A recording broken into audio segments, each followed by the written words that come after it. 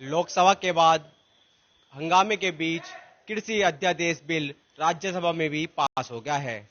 प्रधानमंत्री नरेंद्र मोदी का कहना है कि कृषि अध्यादेश बिल किसानों के हित में है। वहीं दूसरी ओर इस बिल को लेकर किसान इसका विरोध कर रहे हैं। इस वक्त हम जनपद गाजियाबाद की मोदीनगर तहसील में मौजूद हैं, जहां पर आप देखेंगे कि यहां पर भारतीय किसान यूनियन राजनीतिक संगठन के जो लोग हैं, वह किसान यहाँ इकट्ठा हैं। वो इस बिल के विरोध में तहसील परिसर में बैठे हैं। उनकी मांग है कि प्रधानमंत्री नरेंद्र मोदी को ये बिल वापस लेना होगा, क्योंकि ये बिल किसानों के हित में नहीं। इस पूरे मामले को लेकर भारतीय किसान यूनियन के नेता हमारे साथ मौजूद है, इनसे बात कर लेते हैं। आखिर क्या है पूरा मामला, क्या नाम है आपका? हरिंदर नेहरा। नरेंद्र जी, लगातार जो आप विरोध कर रहे हैं, लेकिन वहीं दूसरी ओर जो कृषि अध्यादेश बिल है लोकसभा में पास हो गया है, कल राज्यसभा में भी पास हो गया है। प्रधानमंत्री मोदी कह रहे हैं किसानों के हित में, लेकिन आप इसका विरोध कर रहे हैं, ऐसा क्यों? नहीं, ये तो जब किसानों के खिलाफ है, हम लगातार खेती करें। ना मोदी ने कभी खेती की है, ना योगी जी ने कभी खेती की है। भारतीय जनता पार्टी में जो काम कर रहे हैं लोग, या पदाधिकारी हैं, मंत्री हैं, संतरी हैं, कोई भी हैं, उन्हें ज्ञान ही नहीं है खेती किसे कहते हैं। किसान के बारे में ज्ञान नहीं, उन्हें कभी खेत नहीं देखे होंगे। हमारे यहाँ पे 5 विधायक हैं गाजियाबाद जिले में, मंत्री भी रहे हैं, सतपाल सिंह भी मंत्री रहे हैं, वीके सिंह जी भी हैं। उन्हें ये ज्ञान ही नहीं है खेत किसे कहते हैं, किसान किस तरह से रात को जाके खेत में पानी बढ़ाता है, किस तरह से वो काम करता है। तो जब किसान के बारे में इन्हें ज्ञान ही नहीं है, तो इन अध्यादेश के बारे में कैसे ज्ञान होगा, कितने कष्ट में किसान काम कर रहा है। क्या खामियां दिखाई दे रही हैं आपको कृषि? खामियां हमें दिखाई दे रही है कि जब व्यापारी अपनी मर्जी से खेत पे जाकर खरीदेगा, एसएमपी पे हमारा गेहूं या फसल ले, हमारे गन्ना छूट दे दी इन्होंने, कहीं से भी गन्ना खरीदा जा सकता है, मिल वालों को छूट दे दी। तो ये तो हमारा गन्ना खरीदेंगे, ना कोई दूसरी फसल खरीदेंगे, ना हमारी सब्जियां खरीदेंगे, ना गेहूं खरीदेंगे, ना मुंजी खरीदेंगे, ना कोई सब दालें हमारी खरीदेंगे।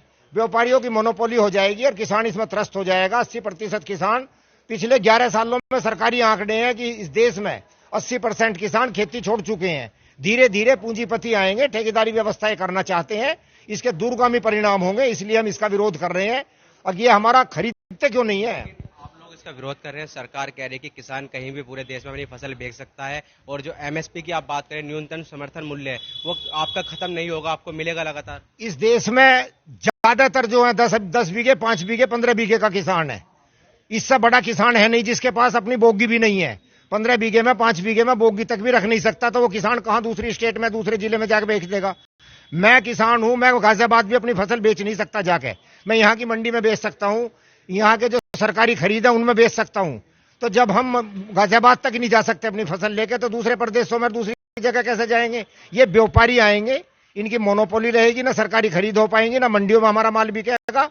और ये अपना पूल बना लेते हैं। और सिर्फ हमें ये कहना है कि 1800, 1850 रुपए अगर गेहूं का रेट है, मुंजी का रेट अगर 1700 रुपए है, तो उस रेट पर नहीं खरीदना, हमें 1100 से फालतू फसल नहीं खरीदनी है, और उसी भाव में हमें मजबूरी में देना पड़ता है। तहसील में बैठ गए हैं, क्या मांगे?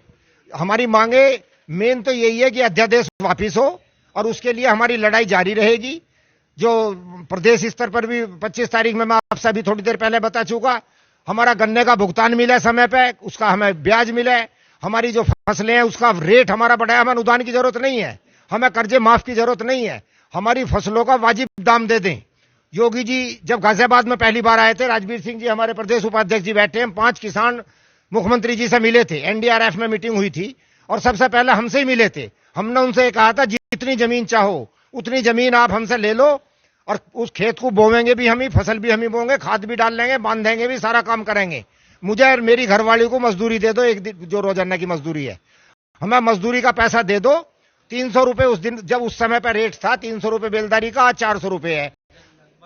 वो अध्यादेश है वो पास हो चुका है, कृषि अध्यादेश बिल पास हो चुका है, लेकिन आप इसको वापस लेने की बात कर रहे हैं। तो आगे क्या रणनीति अगर पास वापस नहीं ले जाता? सड़कों पर उतरेंगे लोग, गिरफ्तारी देंगे, जेल जाएंगे, गोली चलाएगी सरकार, मारेगी। इमरजेंसी भी लगी थी 75 में, हमने वो भी झेल ली है। तो जब उस समय पर गिरफ्तार करके लोग जेल गए हैं, गोलियां भी चली हैं, लोग मरे भी हैं। प्रदर्शन हमारा 25 तारीख में प्रदर्शन है, मैं आपसे बता रहा हूं। सहारनपुर मंडल पे हमारा प्रदर्शन है, लखनऊ को भी हम घेर रहे हैं 25 तारीख में।